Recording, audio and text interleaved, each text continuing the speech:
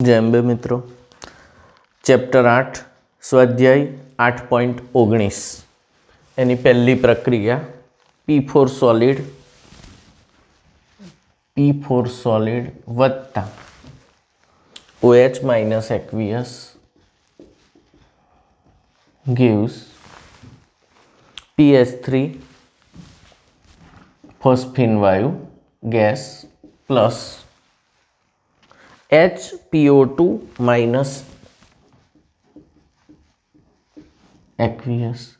હવે આને હું 100% કેડર આપું છું કારણ કે આ જેઈ થી માંડીને નીટ થી માંડીને બધી પરીક્ષાઓમાં સોલ્વ કરવાની પૂછાયેલી છે। આ બોર્ડમાં પણ 2-3 વાર પૂછાયેલી છે। સમજીએ।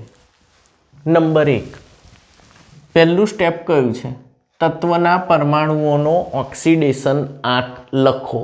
ઓક્સિડેશન આંકની રીતે સોલ્વ કરું છું। કઈ રીતે? ઓક્સિડેશન આંકની રીતે। તો પહેલા ઓક્સિડેશન આંક લખું છું। P4 નો 0 મૂળ અવસ્થામાં છે, 4 નો 0 તો 1 નો 0 જ, O નો -2, H નો +1। H નો બરાબર ધ્યાન રાખજો, હાઇડ્રાઇડ છે, H નો +1, P નો -3 થશે કારણ કે +3 અને -3 તો જ ઉપર 0 આવે। અહીં H નો +1, O નો -2 તો આને x કહી દો તો +1 + x, જલ્દી -4 બરાબર -1, x બરાબર +2 તો આનો +2। તો આટલા ઓક્સિડેશન આંક લખતા આવડે તમને પહેલા તો પહેલું સ્ટેપ પત્યું, તત્વના પરમાણુઓનો ઓક્સિડેશન આંક લખો। બીજું ત્રીજું ચોથું ભેગું કરીશું ઓક્સિડેશન આંકની રીતે, એટલે આપણે પહેલા બીજું સ્ટેપ લખીએ। જે પરમાણુઓનો ઓક્સિડેશન આંક બદલાયો હોય તેમનું સંતુલન કરી કુલ ઓક્સિડેશન આંક લખો। કુલ ઓક્સિડેશન આંક લખો તથા જો એક જ પ્રક્રિયકનું ઓક્સિડેશન ને રિડક્શન થયું હોય તો તેને 2 વાર લખો।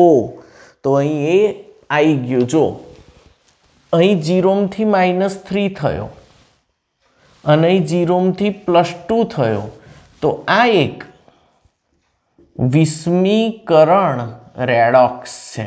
કઈ રેડોક્સ છે? વિસ્મીકરણ। એક જ પદાર્થનું ઓક્સિડેશન ને એનું જ રિડક્શન, પોતે જ ઓક્સિડેશન કરતા અને પોતે જ રિડક્શન કરતા। હવે જુઓ અહીં બીજા સ્ટેપમાં, સ્ટેપનું નામ બરાબર સમજજો। હવે શરૂ કરું છું। તો P4 ને કેટલી વાર લખવાનો છે તમારે? 2 વાર। અહીં જગ્યા છોડવાની કહી હતી મેં, ત્રીજું ચોથા સ્ટેપની જગ્યા। તો હું અહીં નીચે લખું P4 પ્લસ P4, કશું વિચાર્યા વગર એને 2 વાર લખી દેવાનું। અને જો અર્ધ પ્રક્રિયા રીતે કરતા હોય તો ઓક્સિડેશન પ્રક્રિયામાં 1 વાર અને રિડક્શન પ્રક્રિયામાં 1 વાર, 2 વાર થઈ ગયો। બંને એક આમાંથી આ બનશે અને બીજી વાર લખો તો P4 માંથી HPO2 માઇનસ, ચલો વત્તા OH માઇનસ એવો ને એવો, PS3 વત્તા HPO2 માઇનસ, બેલેન્સ કરો। અહીં હવે આમાંથી આ ગણું છું, પહેલામાંથી પહેલું। અહીં P કેટલા છે? 4, અહીં P 1, અહીં ચોગડો લખીશ। અહીં P, હવે આનો ઓક્સિડેશન આંક કેટલો છે? 1 નો 0 તો 4 નો 0 જ, 4 × 0। અહીં 1 નો કેટલો હતો? -3, તો 4 નો કેટલો થશે? કારણ કે કુલ ઓક્સિડેશન આંક લખવાનો છે। ચાલો, આનો 1 નો 0 તો 4 નો 0। અહીં P 4 છે, અહીં P કેટલા છે? 1, તો પહેલા સંતુલન કરો, કેટલા વડે ગુણશો? 4। 1 નો 2 હતો તો 4 નો કેટલો થાય? 8। આ બરાબર ગણ્યું છે, 2 દુના 4 -4 આ +1 p બરાબર છે। ઓકે, ચલો તો 8। હવે ત્રીજું સ્ટેપ શું કહે છે તમારું, યાદ કરો તો ત્રીજા સ્ટેપનું નામ ઓક્સિડેશન આંકના ફેરફારને આધારે ઓક્સિડેશન અને રિડક્શન પ્રક્રિયા નક્કી કરો। તો અહીં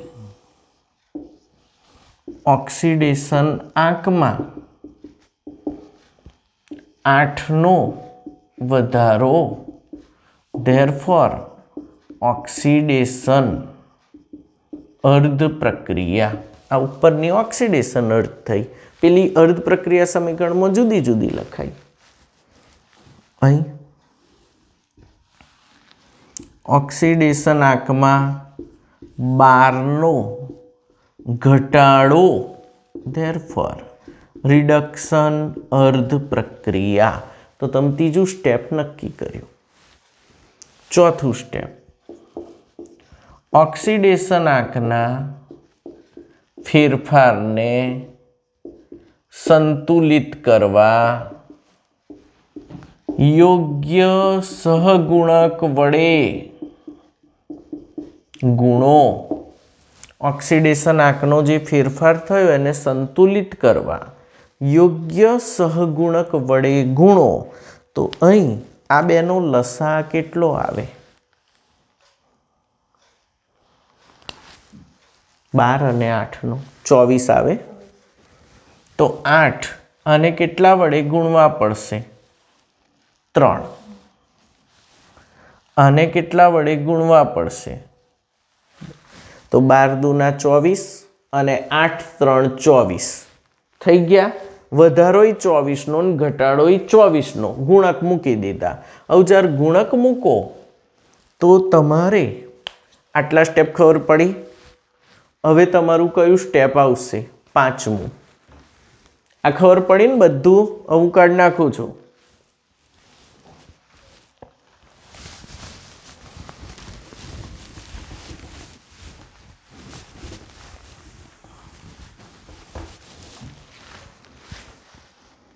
પાંચમું સ્ટેપ વીજભાર અને માધ્યમને આધારે પ્રેક્ષક પરમાણુ સંતુલન। માધ્યમ તો OH- છે એટલે કયું માધ્યમ ગણાય, બેઝિક માધ્યમ, ચોખ્ખી જ ખબર પડી જાય।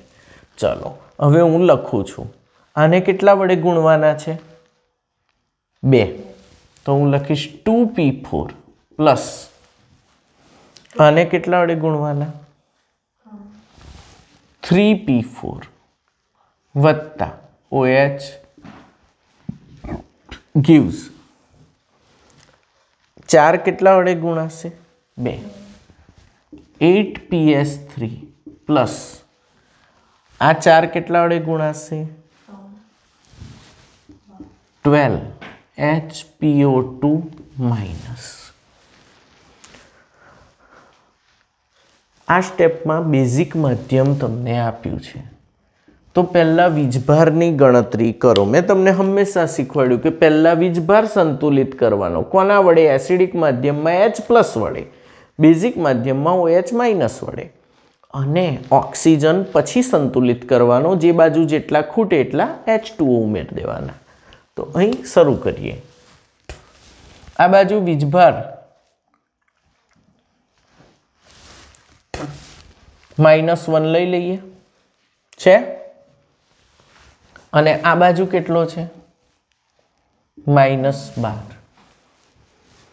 હવે -1 ને મારે -12 કરવા હોય OH- વડે, તો આ બાજુ કેટલા ઉમેરીશ, 11 OH- ઉમેરીશ, તો આ 11 ને 12 પેલા 12 થઈ ગયો। હવે ઓક્સિજન ગણો, 11 ને 1 12, આ બાજુ કેટલા, 12 દુના 24, આ બાજુ કેટલા, 12, 12 છે ને, 11 ને 1 12 અને પેલી બાજુ 24। તો અહીં કેટલા ખૂટ્યા, 12 ખૂટ્યા તો 12H2O ઉમેરવાના, જે બાજુ જેટલા O ખૂટે તેટલા H2O ઉમેરો. પહેલાં વીજભાર સંતુલિત કર્યો, પછી ઓક્સિજન. આ ખબર પડી સ્ટેપ? સંતુલિત થઈ ગઈ પ્રક્રિયા. હવે આ પ્રક્રિયાને વ્યવસ્થિત ફોર્મેટમાં લખવી પડશે આપણે. તો હું અહીં નીચે લખું છું.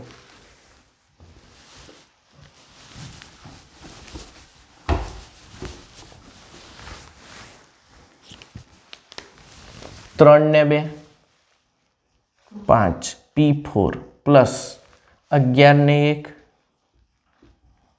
12OH minus plus 12H2O gives basic માધ્યમ 8PS3 પ્લસ 12HPO2 માઇનસ. આ સંતુલિત સમીકરણ માગેલ છે. ચકાસણી આની 10 વાર પ્રેક્ટિસ કરજો. પ્રક્રિયક બાજુ, નિપજ બાજુ. ચલો ઝડપથી. P 5 ચોકું, આ બાજુ ગણો 8 ને 12, O 12 દુના, પેલ બાજુ પણ H 12, 24 ને 12, 8 3 24 ને 12 વીજભાર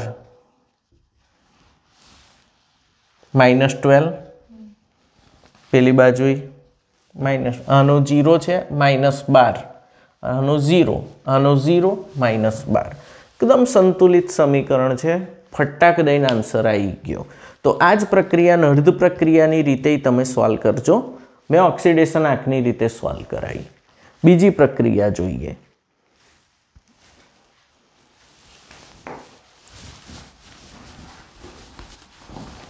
આ હું જે કરાવું છે બધી મોસ્ટ આઈએમપી, પરીક્ષામાં પૂછાયેલી અને પૂછાતી. આગળ કરાવી એ બી મોસ્ટ આઈએમપી જ છે. બીજી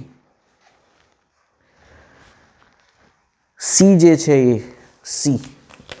સી કરીને લખ્યું તમારે. ત્રીજી પ્રક્રિયા Cl2O7 વાળી.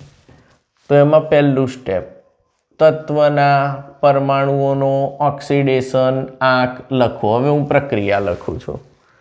Cl2O7 વત્તા H2O2 ગેસ વત્તા H2O2 લિક્વિડ એક્વિયસ છે gives ClO2 minus plus O2 gas. આ એક્વિયસ છે, પેલો ગેસ છે. આટલું જ આવે. પછી એ લોકોએ કંઈ લખ્યું હોય તેને કાઢી નાખવાનું, કારણ કે રોંગ ઇન્ફોર્મેશન જાય છે. ઓકે, અહીં ખબર ના હોય તો હું તમને કહી દઉં. અધાતુના ઓક્સાઇડ એસિડિક હોય એટલે માધ્યમ એસિડિક થશે. ફરી હું કહી દઉં, અધાતુના ઓક્સાઇડ એસિડિક હોય એટલે માધ્યમ એસિડિક થશે. તો એ માધ્યમ એ લોકોએ સ્પેસિફિક આપ્યું નથી, તો સમજવાનું છે અધાતુના ઓક્સાઇડ એસિડિક હોય તો એસિડિક માધ્યમ. ચાલો શરૂ કરીએ. ઓક્સિડેશન આંક લખાવો. આનો ખબર છે -2, 7 દુના 14/2. ઓક્સિજનનો ઓ સાહેબ ઓક્સિજનનો -2. ભાઈ ધ્યાન રાખજો, આ પેરોક્સાઇડ છે H2O2. પેરોક્સાઇડમાં ઓક્સિજનનો ઓક્સિડેશન આંક -1 હોય. બીજી રીતે ખબર ના પડે તો Hનો તો +1 થી વધારે જાય જ ના, 1 થી વધારે ઇલેક્ટ્રોન આપી જ ના શકે. તો 2Hનો +2, તો 2Oનો કેટલો થવો જોઈએ? -2. તો આ પણ બેલેન્સ થવું જોઈએ. ઉપર વીજભાર કેટલો છે? 0. ઓક્સિજનનો અહીં 2 દુના 4, 4 માંથી 1 જાય તો વાત સાચી. આ ઓક્સિજનમાં કેમ? મૂળ અવસ્થા છે. તો હવે તમને ખબર પડી ગઈ. 7 માંથી શું થયું? 3. એટલે આ શું થઈ ગઈ તમારી? જજમેન્ટ લઈ લેવાનું. અને અહીં -1 માંથી 0 શું થઈ ગયું? તો બે અર્ધ પ્રક્રિયા મળી ગઈ તમને, પણ હું પેલી જ રીતે કરાવું છું, ઓક્સિડેશન આંકની રીતે. હવે અહીં તમે પેલી અર્ધ પ્રક્રિયા લખી દો અને પછી આગળ વધો તોય ચાલે. ચલો બીજું સ્ટેપ. જેમનો ઓક્સિડેશન આંક બદલાયો હોય તેમનું સંતુલન કરી કુલ ઓક્સિડેશન આંક લખો. અને એકનો એક પ્રક્રિયક વિસ્મીકરણ પામતો હોય તો તેને 2 વાર લખવાનો. ચલો અહીં જગ્યા વધારે છોડીને નીચે લખું છું. Cl2O7 plus H2O2 gives ClO2 minus plus O2. થોડું છૂટું ને સ્પષ્ટ લખજો સપ્લિમેન્ટરીમાં, નહીં તો ગુચપુચ્યું થઈ જશે. ચલો અહીં Cl કેટલા છે? 2. અહીં કેટલા છે? 1. તો અહીં કેટલા વડે ગુણીશ? બોલો જલ્દી. 2 વડે. અહીં 2 છે અને અહીં 1 છે, 2 વડે ગુણવાના. 1નો કેટલો હતો? 7. તો 2નો.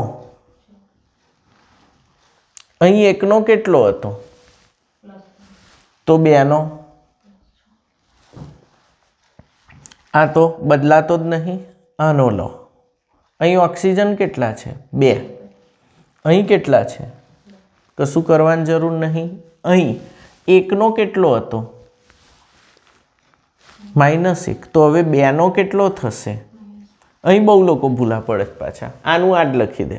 એટલે ભાઈ અહીં 1નો લખ્યો છે, પહેલામાં 1નો લખાય, પણ અહીં હવે કુલ કેટલા છે? 2.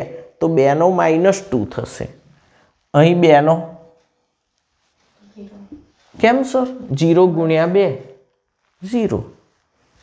ત્રીજું સ્ટેપ યાદ છે કોઈને? ત્રીજા સ્ટેપનું નામ ઓક્સિડેશન અને રિડક્શન પ્રક્રિયા નક્કી કરો. શેના આધારે? ઓક્સિડેશન આંકના ફેરફારને આધારે. તો અહીં આગળ 14 માંથી 6 ઓક્સિડેશન આંકમાં 8નો ઘટાડો, therefore રિડક્શન અર્ધ પ્રક્રિયા.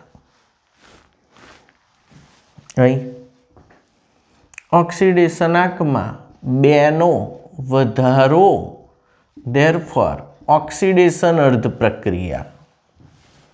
ઓક્સિડેશન આંકમાં 2નો વધારો, therefore ઓક્સિડેશન અર્ધ પ્રક્રિયા. એકદમ પરફેક્ટ. ચોથા સ્ટેપનું નામ ઓક્સિડેશન આંકના ફેરફારને સંતુલિત કરવા યોગ્ય સહગુણક વડે ગુણો. ઓક્સિડેશન આંકના ફેરફારને કેવો કરવો પડે? સંતુલિત. તો યોગ્ય સહગુણક વડે ગુણો. આ 2નો લસા 8 જ આવશે, તો 2ને કેટલા વડે ગુણશો? અહીં કેટલા વડે? કોઈ 0 ના બોલે. 1 વડે. ખબર પડી? 8 1 8 અને 4 2 8 હરખા થઈ ગયા. હવે કયું સ્ટેપ આવશે? આટલે સુધી બધી ખબર પડી. હવે આગળનું સ્ટેપ.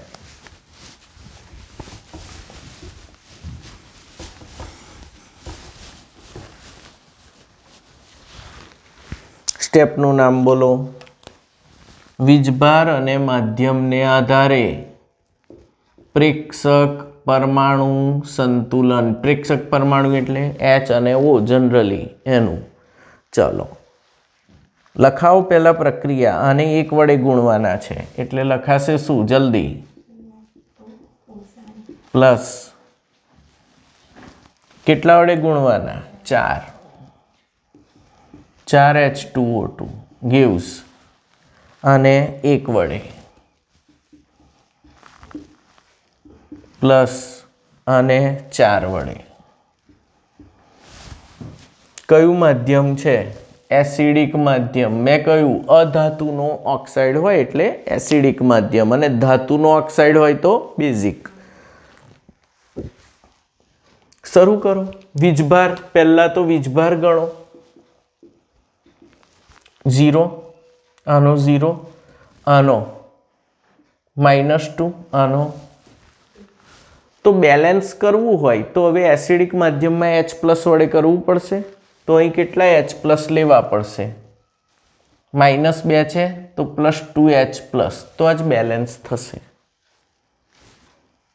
ઓકે વીજભાર બેલેન્સ થઈ ગયો હવે ઓક્સિજન 7 અને 4 દુના 8 15 થયા ઓક્સિજન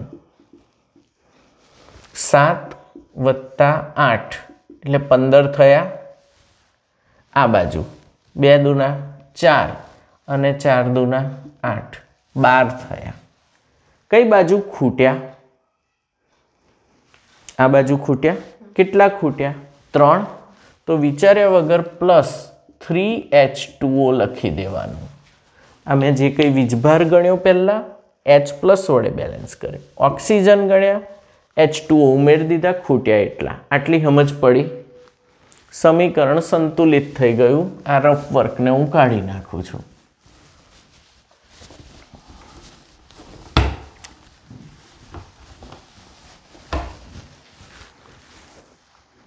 આ માગેલું સંતુલિત સમીકરણ છે ચકાસણી કરી જોઈએ આપણે પ્રક્રિયક બાજુ નિપજ બાજુ ચલો Cl